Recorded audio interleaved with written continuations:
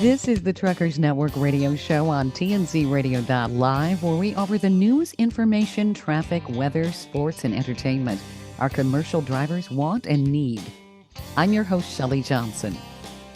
Truck shows are in full force, and we love to feature them for our drivers. A lot of our listeners love old trucks. The American Truck Historical Society has its National Convention and Truck Show coming up this month. They have some really cool rigs that they feature. We wanted to learn more, so we invited Lawrence Gratian, the executive director of the American Truck Historical Society, to talk about their upcoming event. Welcome, Lawrence. Thank you for being on this show with me. Thanks very much for the invitation, Shelley. I really do appreciate it. You know, so many of our drivers love old trucks, and they do have their favorites. What is going on this month with your organization? It sounds like you're going to have a ton of old trucks people can see. Absolutely. We are having what's known as the world's largest antique truck convention.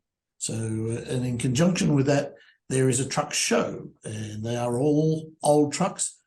As of today, we have 700 registered, which means at the end of the day, we'll have about 900 to 1,000 old trucks at the Grand Sierra Resort in Reno. Very cool. What makes a truck an antique? Is there a particular time period? The answer is yes, there is. And when we generally consider a historical truck to be something like 25 years or older. Okay. Unfortunately, all things change. And one of the arguments that I put around here, for instance, is the last manual transmission Mack to roll off the assembly line was a historical vehicle. That only happened 2 years ago. And equally, the 1 millionth Peterbilt to roll off the assembly line is a historical vehicle, but it was 2018 or 19. Okay. So the definition of historical has changed. But in general terms, it's 25 years or older. So the majority of vehicles that people are going to see are going to be the older rigs. Absolutely. Okay. Absolutely. Yep. Do you know if people have their favorites? I know that there's a lot of debate. People either like Pete's or they like Teddy Whoppers. They like the different types. And of course, depending on how far back, you've got a lot of other brands of semis too. Oh, absolutely. Absolutely. I remember going to my first ATHS show back in 2018, and there was a Biedermann, and I'd never heard of the damn thing, but evidently back in the war era, around the 50s and 60s, it was quite a popular truck. We take them of every size, so we know that we do have some level of smaller trucks like Studebakers and that sort of thing, but an A model Ford is still fairly small, but it certainly fits into or an A model truck can fit into that category. But as far as it goes, you're absolutely right. It just all depends on what your preference is. I remember one day coming in here and telling them that I was going to buy a Brockway, and I was assured that I couldn't do that because I live on the wrong side of the Mississippi River. So unfortunately, that deal fell through. So I don't own my Brockway yet, but I will. So yeah, this year in Reno, the West Coast trucks will clearly dominate, whereas last year the Macks dominated on the East Coast. But there's a little bit of everything, stuff you've never heard of before. As well as a few fire engines will be there. It's just a little bit of everything, yeah. Now, you said the West Coast trucks will dominate. What brands were more popular on the West Coast? One of the things that we will see is a lot more Kenworths this time. Okay. Kenworth and Peterbilt. And it's interesting, it's by coincidence, Kenworth are having their 100th birthday celebration at the moment. And they will also be doing bringing their display. So we'll have a brand new Kenworth there alongside one of the very oldest, which I think is about a 1923 that they've dug up and restored. So you'll be able to get that full range. Wow. And some of those old rigs, they were really hard to drive. Yes. I remember many years ago when I learned to drive, double clutching was something we had to learn. But when you go back even further, when there were 2 or 3 sticks on the floor and you had to clutch through them all, yeah, and such things as air conditioning and those sorts of things, power steering, no, they didn't exist for sure. No AC. Well, drivers really developed some serious upper body strength, and their legs got real strong too with all of the double clutching and everything that they had to do. Yeah, yes, absolutely. So they got their workout. Yeah.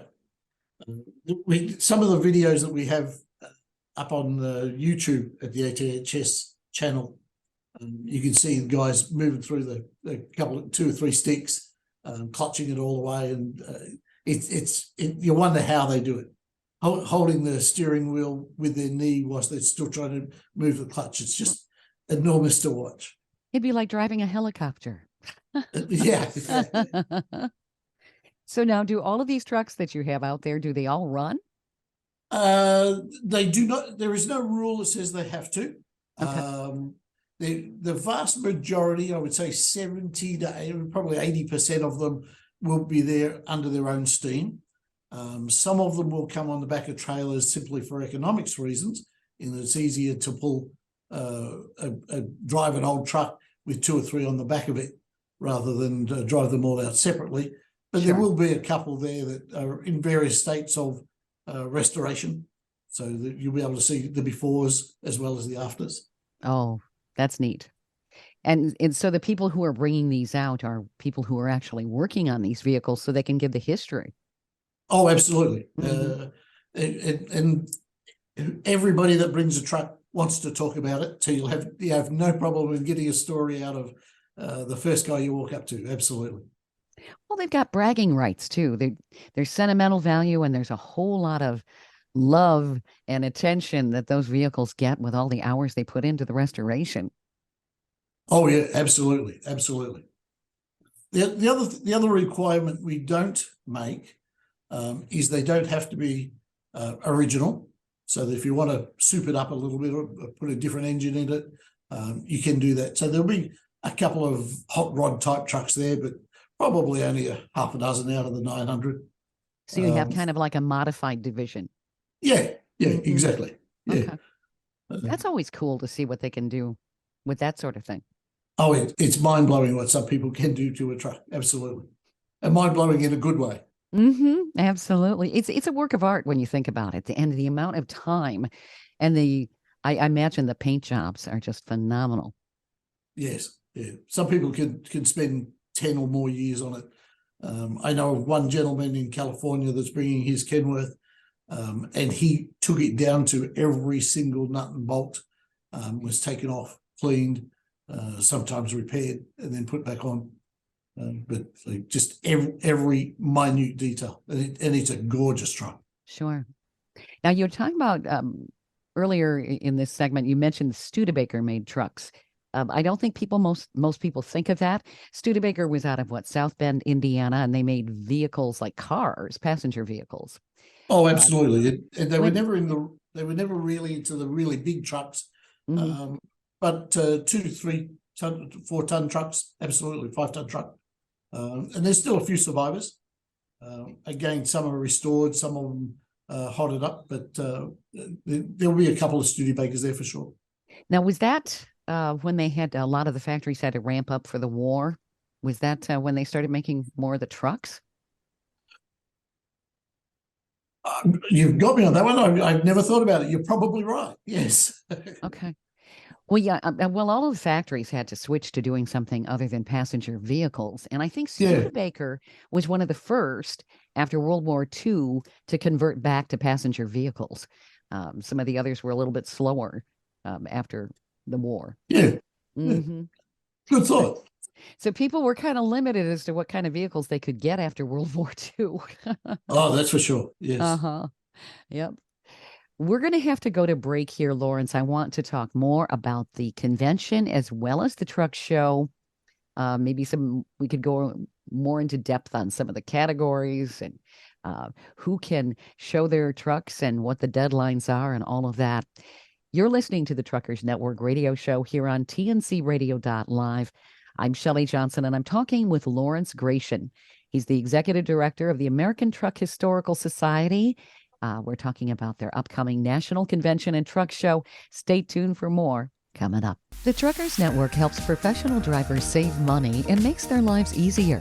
We were created for drivers by a commercial driver. We know the industry and driver needs. A Truckers Network membership offers exclusive discounts through our trusted partners on things like truck care, truck parking, tires, oil changes, fuel additives, fitness, roadside assistance, first aid kits, driver training, and a whole lot more.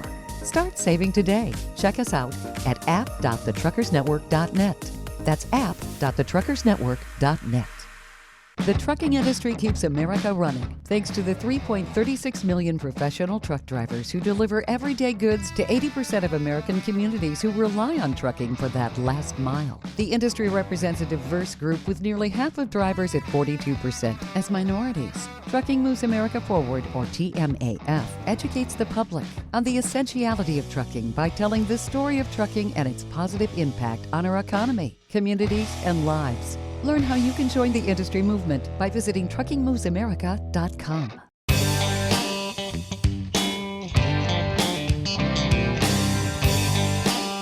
Welcome back to the Truckers Network radio show on tncradio.live.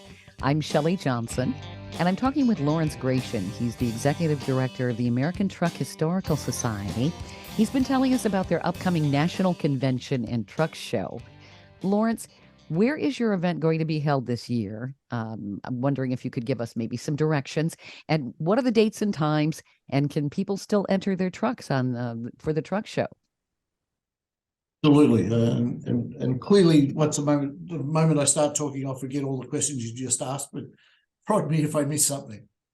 So we are going to the Grand Sierra Resort in Reno. So it's the big casino resort down near the airport in Reno, just off the freeway there. We're taking over about 2/3 of their parking lot and 4 of their ballrooms. So there will be outdoor trucks as much as indoor trucks, and there will be vendors and displays inside as well as outside.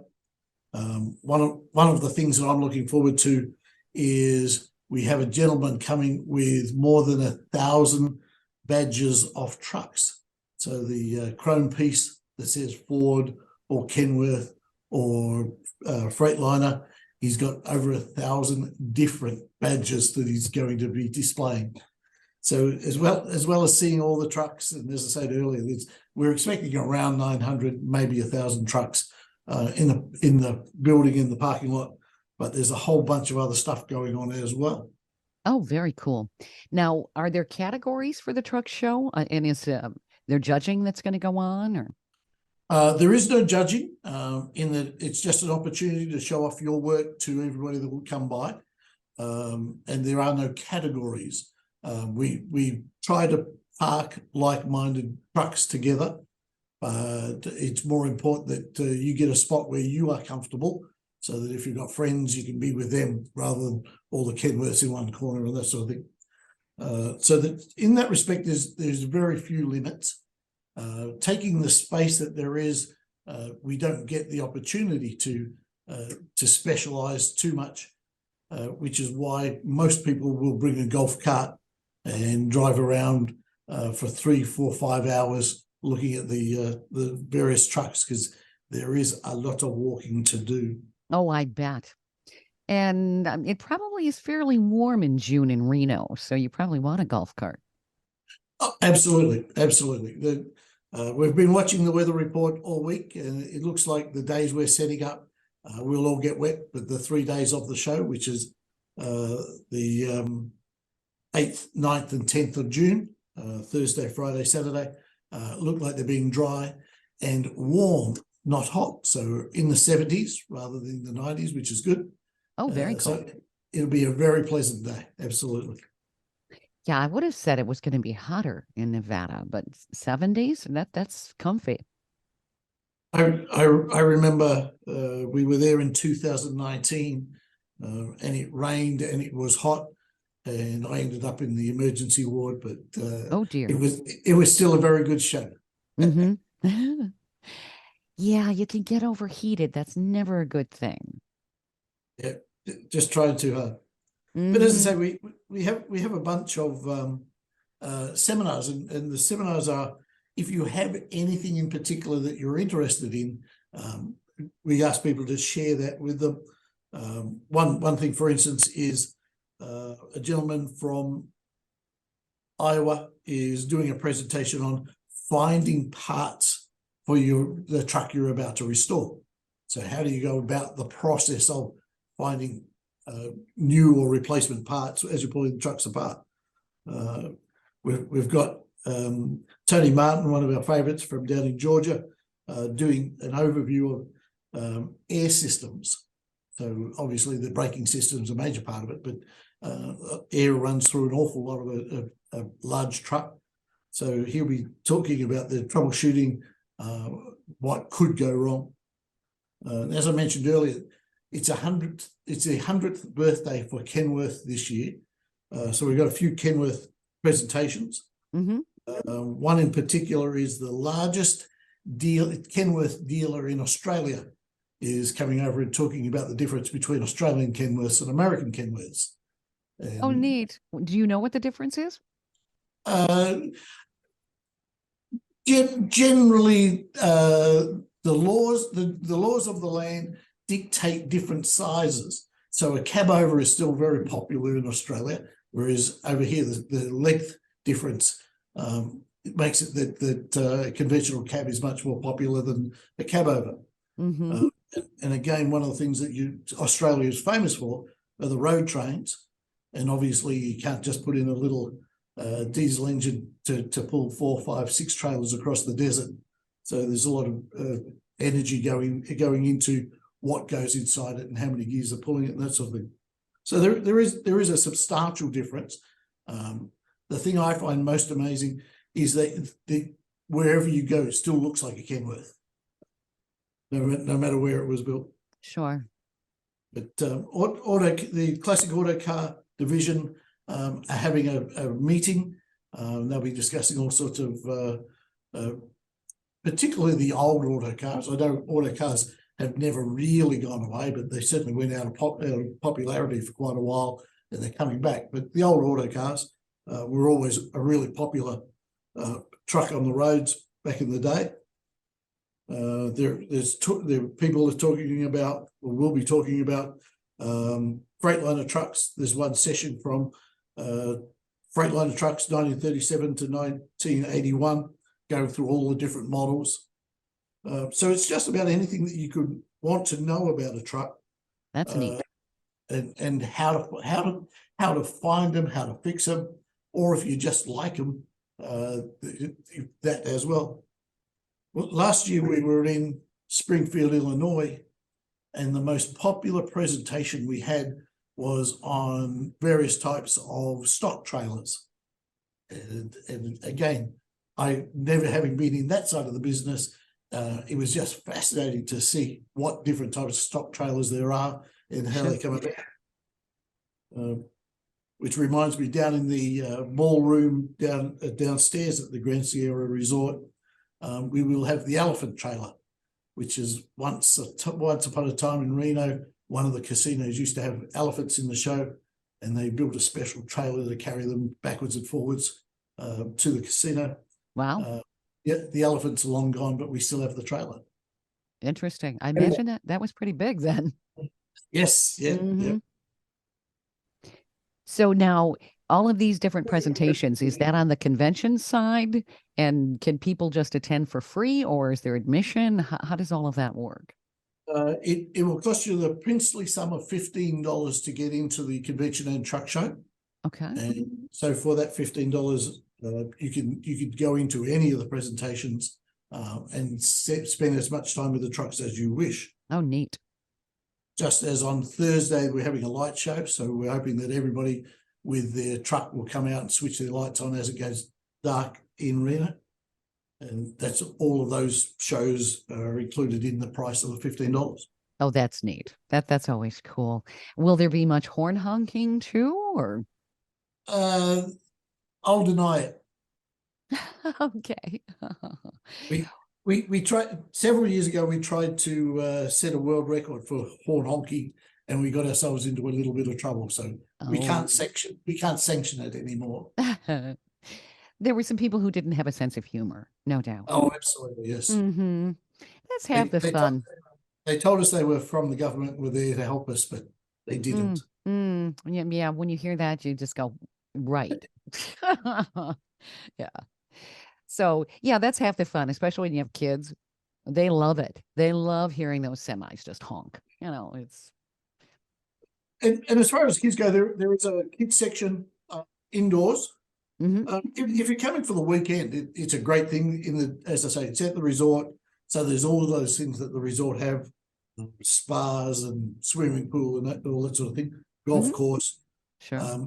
But if you just come into the truck show, there's a kids section where we'll have racing of little model trucks and that sort of thing. Oh, neat.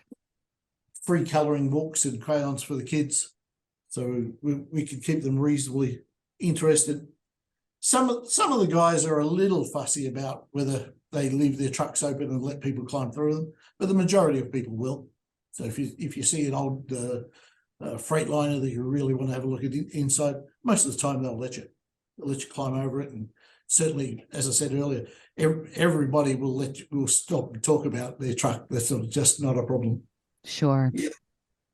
That's really super generous of these people, because when you think about it, with all the time and effort that they put into it, they're fussy about their trucks, and they have every right to be. I mean, there are a lot of hours they put into the restoration, for sure. Oh, absolutely. Absolutely. And I think pretty much for the most part, people consider it when they come in to look at something like that. They know how much time and attention that these vehicles have had, and they have a real appreciation for it. Oh, absolutely. And you don't necessarily have to be a truck enthusiast.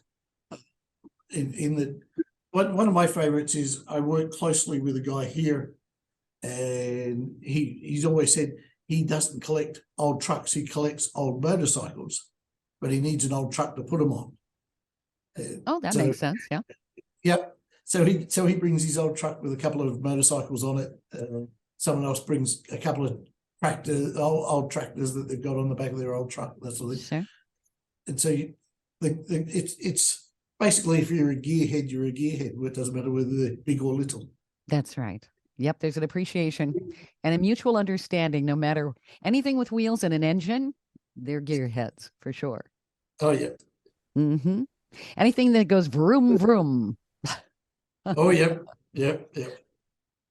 Well, I want to get into more detail about your show and your convention. We do have to go to break here.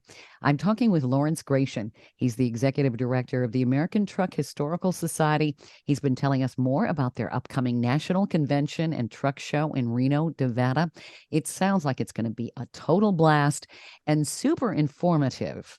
And I love the fact that there are some lectures about where you can find parts, because to me, that's one of the biggest challenges. Where do you find parts when something's decades old?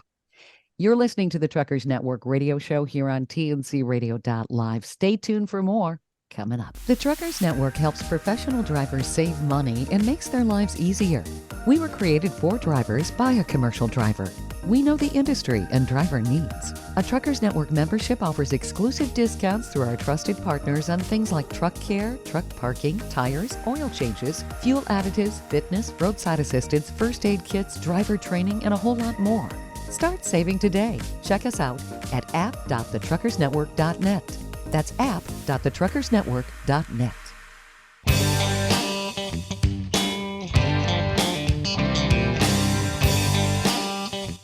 Welcome back to the Truckers Network radio show on TNCRadio.live. I'm Shelley Johnson, and I'm talking with Lawrence Gratian. He's the executive director of the American Truck Historical Society.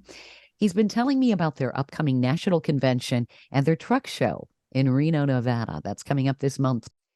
Lawrence, the history of ATHS is really pretty phenomenal. I understand it began, I think, in 1971, and you've grown into 20,000 members in 23 countries. Absolutely, yes. It's interesting to see. It was about 6 or 8 guys got together in a room in Chicago 52 years ago and planned our future. It's interesting that the plan they put together is still reasonably accurate for today. The dedication of the organization is to the history of trucks, the trucking industry and its pioneers. And so we've played every angle of that all the way through the last 52 years.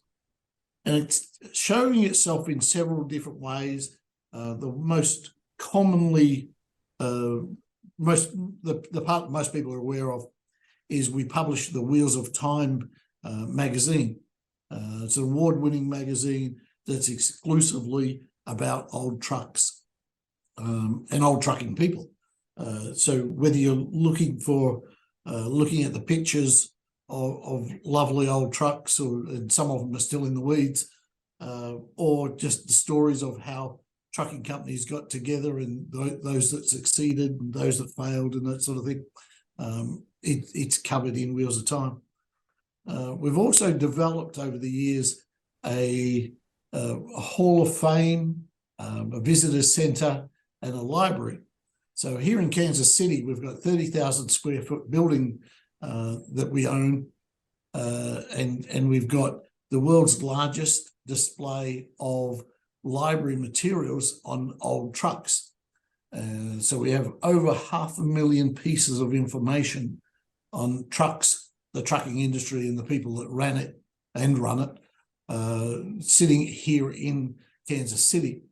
We're also linking in with companies like Cummins and Kenworth to share resources. So there are certain trucks and certain engines that we can find the detail for someone restoring a truck. We can go back to the build sheet at the factory, sometimes even the blueprints, depending on what the truck is, and find the way it was ordered, the way it was built, what benefits are in it, what engine, what gearbox, all those sorts of things. So everything you've ever wanted to know about a truck, you can probably find here.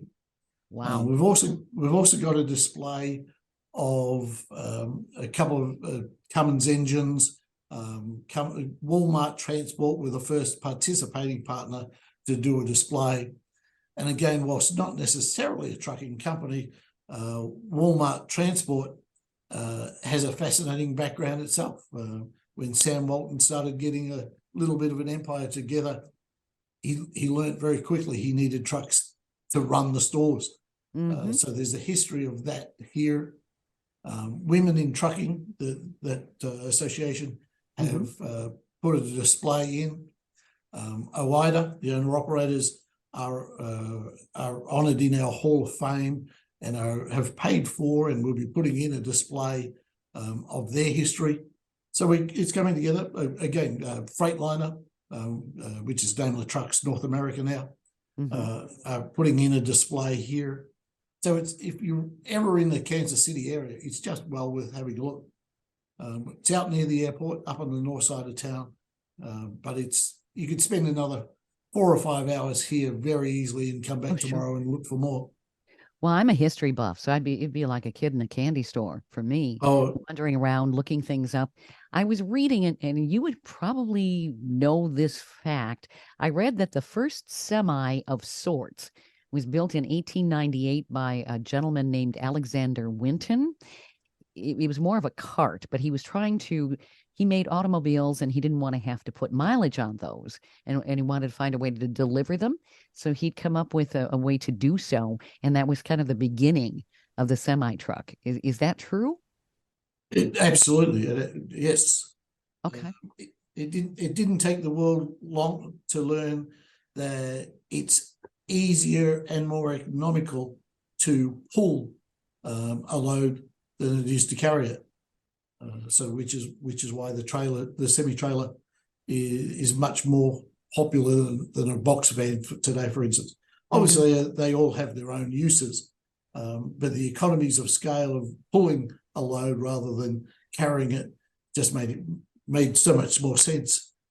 Sure. And Mr. Fruhoff certainly worked those numbers out, and the history of the Fruhoff Trailer Company is well entrenched in the semi-trailer trucking industry in the US.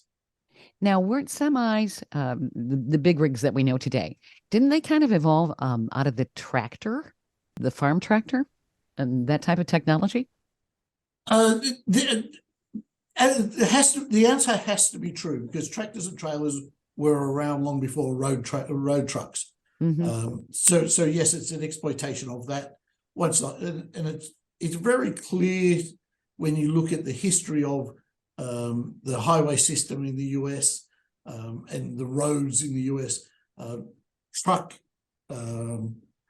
The history of trucking changed as the need and the roads made it possible for them to carry longer loads further distances. So absolutely, it started, and again, truthfully, it started long before the internal combustion engine, the old steam engines and that sort of thing that were pulling things along the road.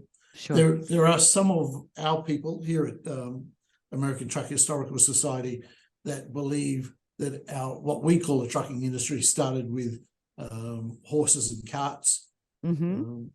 I have a little difficulty calling that a truck, but I can see where some people could. So yeah, there's a long varied history, and it's all on display here. And as I say, in particular areas, we've got a lot of depth. One of my favorites is between the building and the Highway 29 here in Kansas City. We have an old red Klein.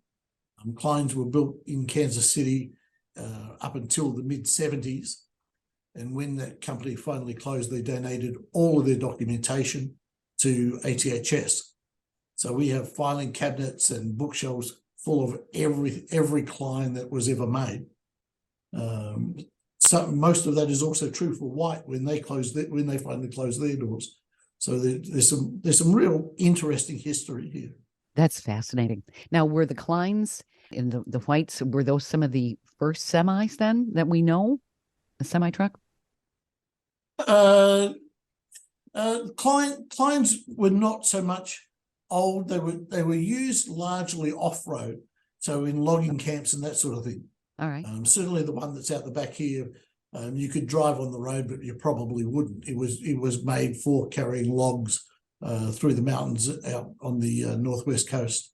But certainly the historical documentation here, and some of it, as I say, you can pick up a magazine and read, but some of it's on microfiche, some of it's on film. We're getting all that digitized at the moment so that we can maintain the quality of the materials. But some of the old stuff, the old Kenworths, the old Peterbilts, we have some really good detailed information on those. Fords, for some reason, particularly the Louisvilles, we've got a very good section on Ford. And again, doesn't really matter where you look, whether it's a GMC or something quite unique. We're sure to have something on it. It's really neat. Now, is it safe to say that the United States was the first to build the commercial semi? I know that the first automobile can be credited to Mercedes-Benz. Did the semi truck that we know today, did that come out of the U.S.? The simple answer is yes. Okay.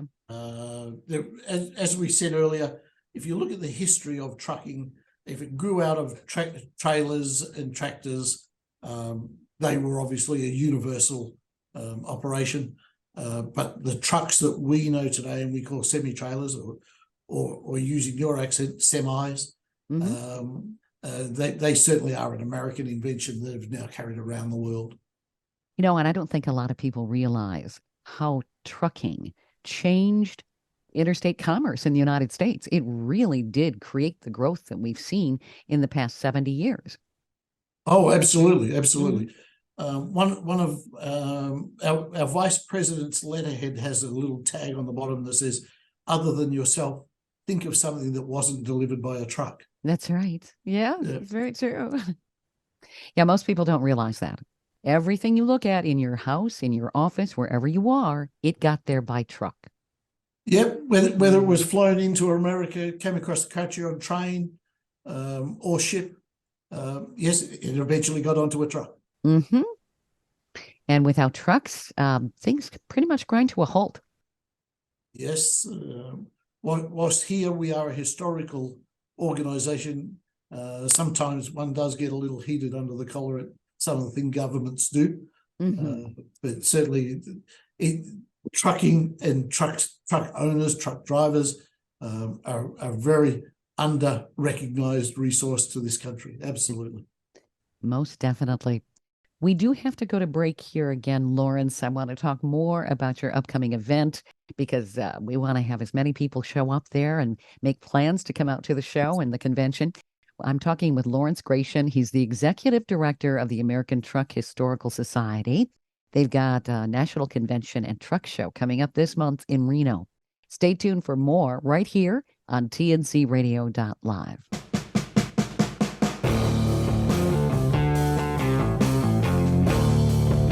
TNCradio.live is proud to carry the Steve Summers Overnight Drive Show. TNCradio.live is dedicated to commercial drivers. We offer the news, traffic, and weather you need, and the entertainment, sports, talk, music, and celebrity interviews you want to hear 24/7. We have original shows and trucker podcasts that feature some of your favorites, like Ice Road Alex Debogorski and America's Truckin' Sweetheart Marcia Campbell. TNCradio.live is convenient and designed for professional drivers. The best part is we're free, and you can listen anywhere you are on the road. With just one tap, you can tune into Steve Summers and us right on your phone. Simply download our app by going to app.tncradio.live. That's app.tncradio.live.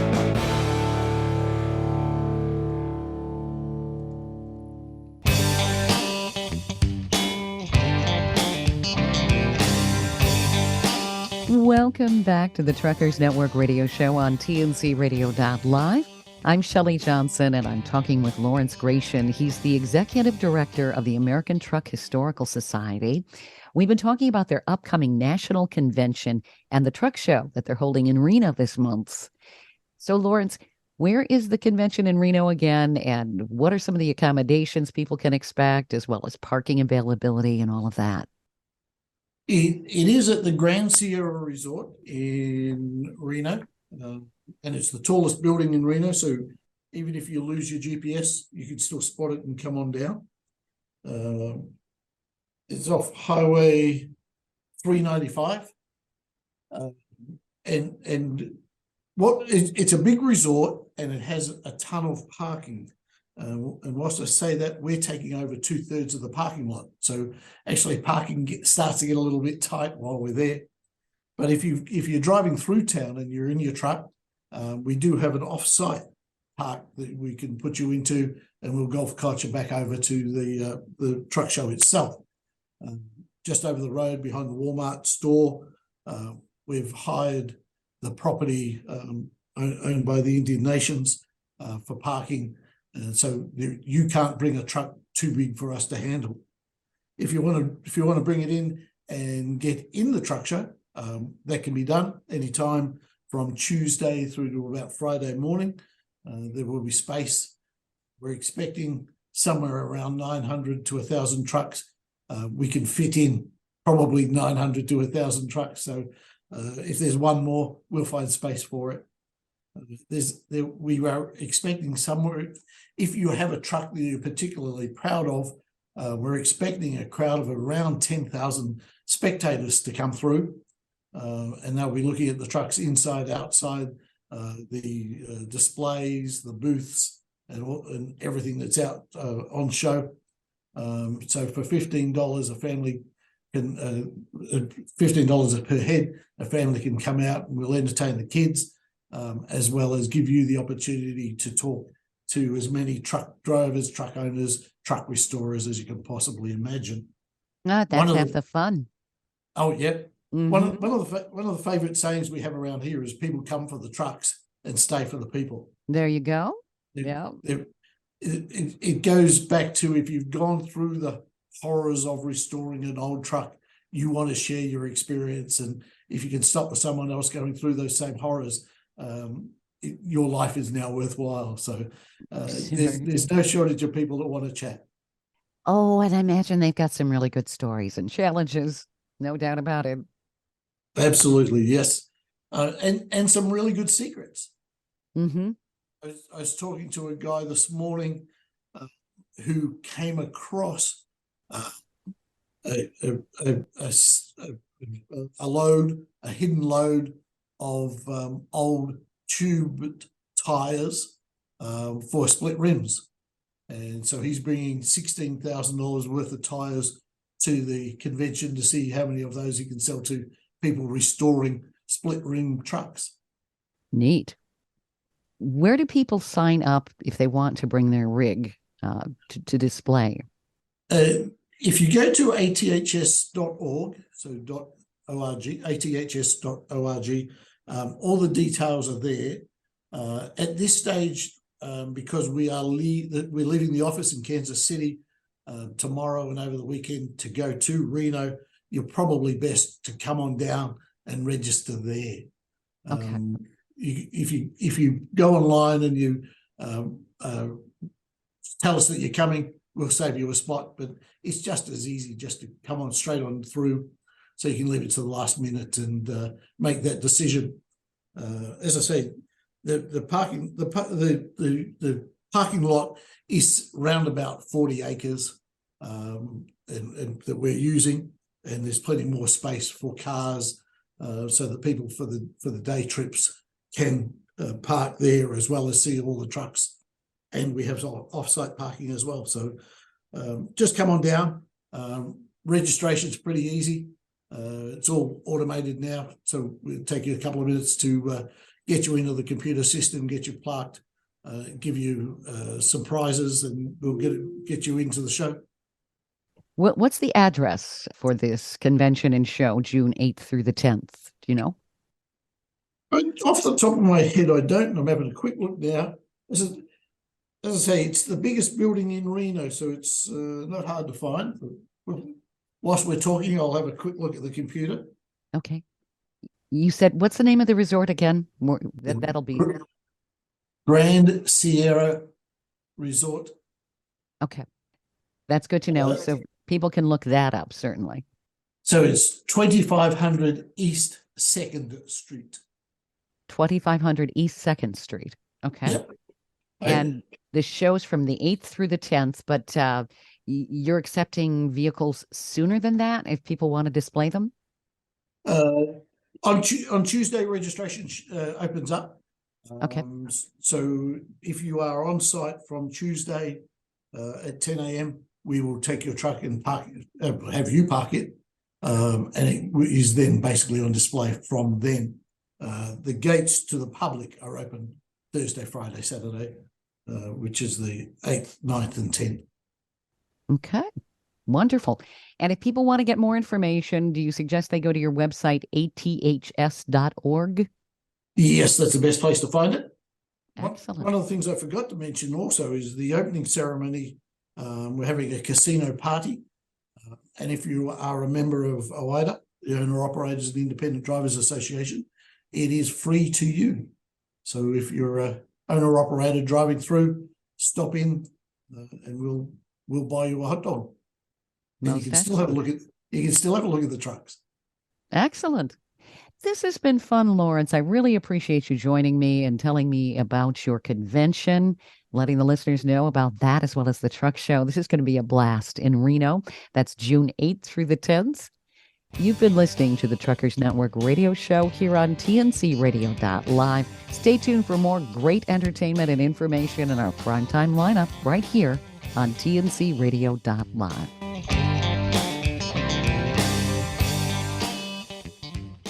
Thank you for listening to another great interview on TNCRadio.live and the Truckers Network Radio Show.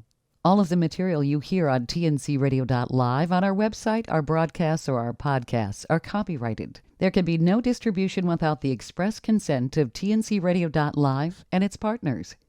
For inquiries, write us at info@tncradio.live.